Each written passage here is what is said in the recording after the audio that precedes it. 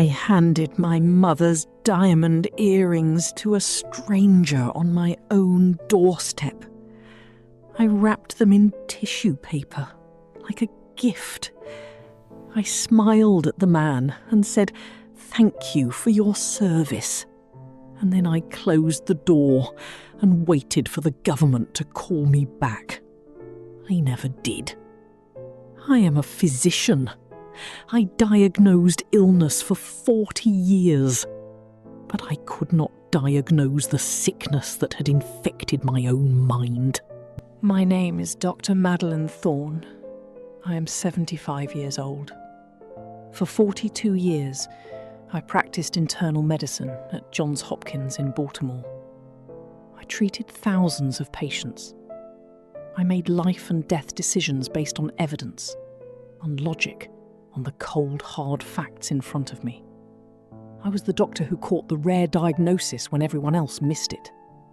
I was the one my colleagues came to for a second opinion, because they knew I would see what they overlooked. And I used to watch the evening news and see stories about seniors getting scammed, elderly widows sending money to strangers, retired professionals losing their pensions to phone calls, and I would shake my head. I would say out loud to my empty living room, "How can people be so foolish? How can they just hand over their money?" I said those words. I remember saying them. I remember the judgment in my own voice. And now I am one of those people. I am the woman on the news. I am the cautionary tale. And I am telling you this story because if it happened to me, it can happen to anyone. Especially anyone who thinks it cannot. The first contact came on a Tuesday morning. I had just finished my second cup of Earl Grey tea and was reading the Baltimore Sun in the sunroom. My landline rang. The landline, not my cell phone. I still keep the landline because it feels permanent, grounded, real. The caller ID displayed a number I didn't recognize, but it was a Baltimore area code, 410, local. Dr. Thorne. The voice was male, deep, with the clipped precision of someone who was used to being obeyed. This is Special Agent David Ellison with the Federal Bureau of Investigation, Baltimore Field Office. I need to speak with you regarding a matter of urgent national security. My first instinct was skepticism. I had read about FBI impersonation scams. I knew the script. Can you tell me your badge number, Agent Ellison? Without a moment's hesitation, he gave me a number. Badge number 44712, Field Office Code BA7. You are welcome to verify, but I must warn you that time is critical. Dr. Thorne, your social security number and your full medical license credentials have been found on a laptop seized during a counter-terrorism raid in Northern Virginia. The laptop belongs to an individual linked to a domestic extremist group. They are using your identity to lease vehicles, rent storage units, and open financial accounts that funnel money to their organization. I felt my stomach drop. Not metaphorically, physically. A cold, hollow sensation that spread from my core to my fingers. Are you telling me my identity has been stolen? Worse than that, ma'am. Your identity is being used to commit federal crimes. Right now, there is a warrant in the system with your name on it. We know you are not involved. We know you are a victim. But the legal system moves slowly, and this group moves fast. If the warrant reaches your bank before we can intervene, your accounts will be frozen. All of them. No warning, no exceptions. Federal terrorism warrants are sealed and absolute. Agent Ellison told me he was transferring me to a senior coordinator at the Treasury Department who would walk me through the process of securing my assets. There was a click, some hold music, generic elevator music, and then a new voice came on the line. Female, soft, maternal. Dr. Thorne, this is Coordinator Patricia Barnes. I understand this is overwhelming. I want you to take a breath. We are going to protect you, but I need you to trust me. Can you do that? She sounded kind. She sounded like a nurse. She sounded like the way I used to sound when I was calming a frightened patient before a difficult procedure. Yes, I said. I can trust you. I had just given them permission. They had asked for my trust, and I had handed it over willingly. That was the moment the trap closed. The next 2 hours were a masterclass in psychological manipulation. I didn't recognize it at the time. I recognize it now. Coordinator Barnes explained that to protect my assets from the impending federal freeze, I needed to move my most valuable physical holdings into a Treasury secure custody transfer. She told me this was standard procedure for identity theft cases involving terrorism. She used terms like asset isolation and custodial protection order. She referenced the Patriot Act. She cited specific federal statutes. But what really broke through my skepticism was the personal information. She knew things that no stranger should have known. Dr. Thorne, I can see here on your file that you have 3 safety deposit boxes at the M&T Bank on Charles Street. Box numbers ending in 174, 289, and 310. Is that correct? I couldn't breathe. How do you know that? Because the suspects had this information on their laptop. They've been tracking you for months. They know about your mother's inheritance. They know about the jewelry. They know about the gold coins your husband purchased in 1998. They know everything, Dr. Thorne. And if you don't act now, they will empty those boxes before the FBI can even get a warrant to protect them. My mother's inheritance.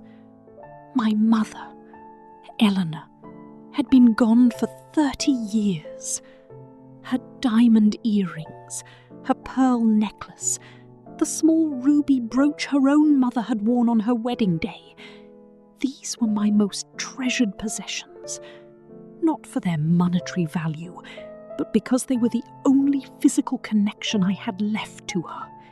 How did they know about my mother? How did they know about the gold coins Charles bought during that trip to Zurich?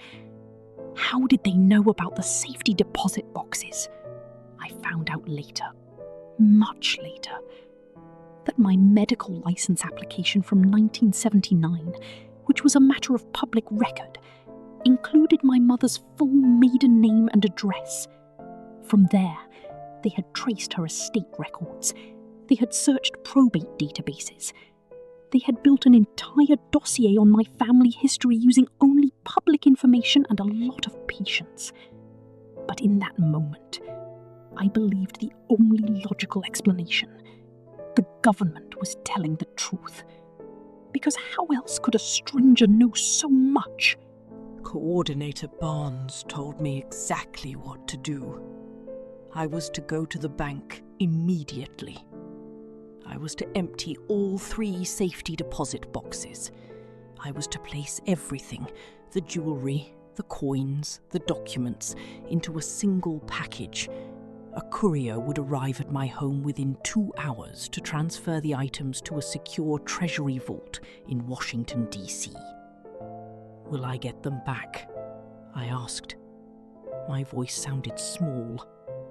I hate that I sounded small. Of course, Dr. Thorne. This is a temporary custodial measure. Once the suspects are in custody, your assets will be returned within 72 hours, along with a formal letter of appreciation from the Department of Justice for your cooperation in a federal investigation.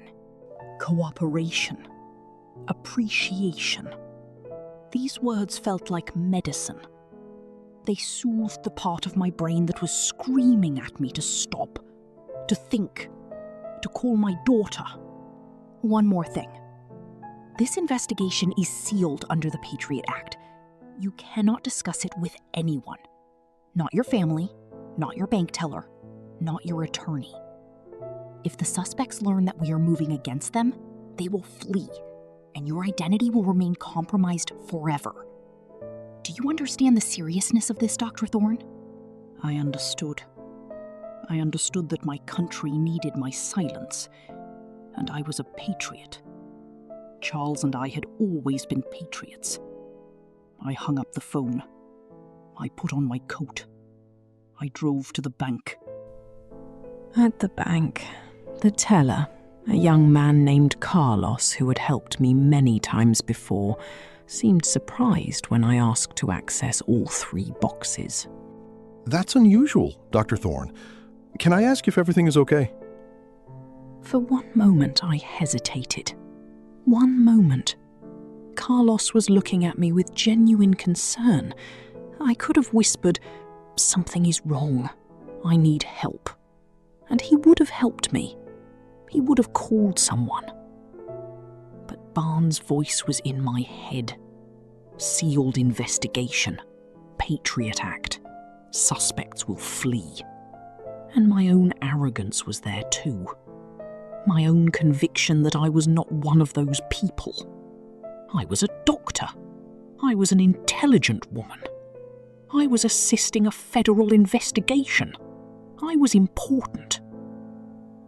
"I'm fine, Carlos," I said. "Just some estate planning. You know how difficult probate can be."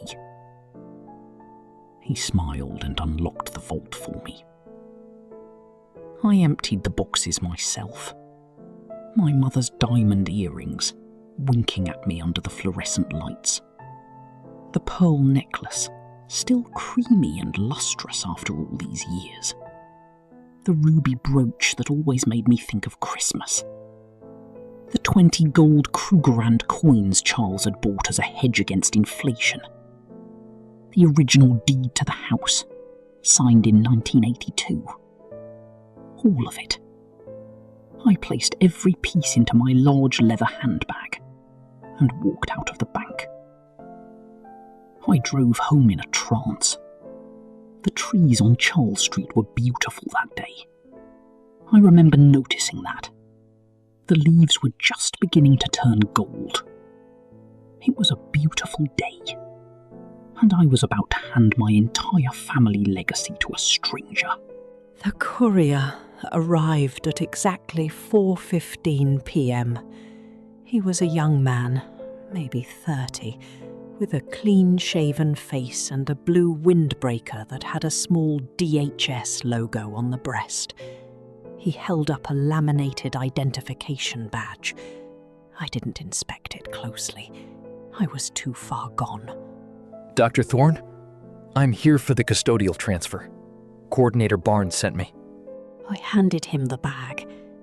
My mother's earrings, my husband's gold coins, my daughter's inheritance, all of it packed carefully in tissue paper, looking like a present. "Thank you for your service," I said to him. He nodded. "Thank you for yours, ma'am. The country is grateful." And then he got into a nondescript grey sedan and drove away. I watched him go from my front porch. I felt a strange sense of relief. I had done my duty. I had cooperated. I had been a good citizen. I went back inside and waited for the phone call confirming the transfer was complete. I made myself a cup of tea. I sat in Charles' old armchair, and I waited. The phone didn't ring. Not that evening. Not that night. By 10 p.m., I had called the number back 4 times. Each time, an automated message. "The number you have dialed is not in service."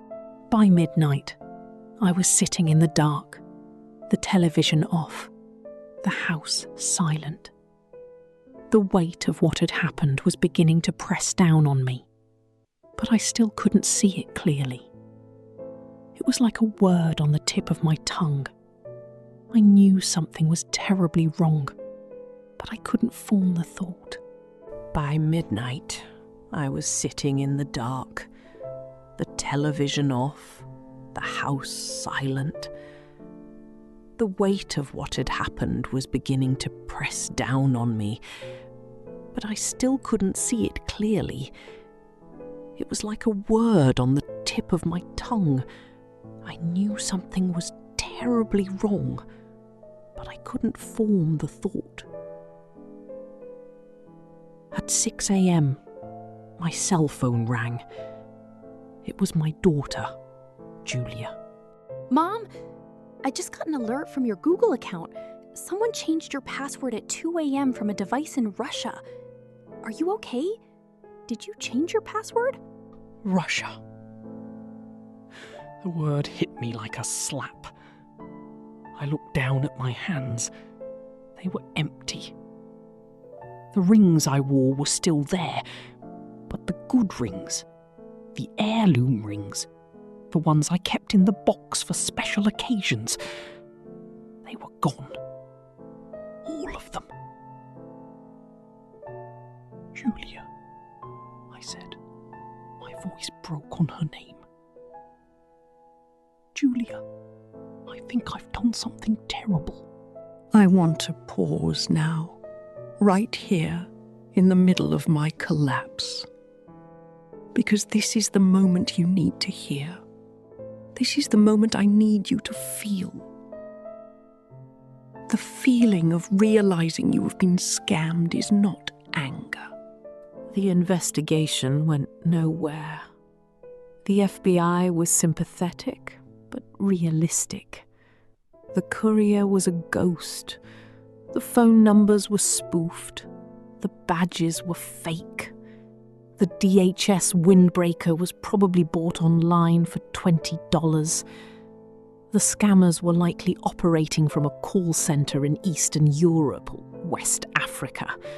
Untouchable, unreachable, already moving on to their next victim. I couldn't recover the jewellery. I couldn't recover the gold. I couldn't recover my mother's earrings. But I did recover something. It took months. It took therapy, which I had always been sceptical of. It took long conversations with Julia, who flew across the country to hold my hand and tell me that I was not stupid, that I was human, that anyone can be manipulated under the right conditions. She said something to me that I will never forget. So, let me give you something practical. Something I have learned through the hardest experience of my life. I call them the physician's rules for scam prevention. I used to prescribe medicine. Now I prescribe caution. Rule 1. Anyone can be sedated by fear. In the hospital, I saw patients make terrible decisions because they were afraid. Fear bypasses the frontal cortex. It sends you into fight or flight. The scammers know this.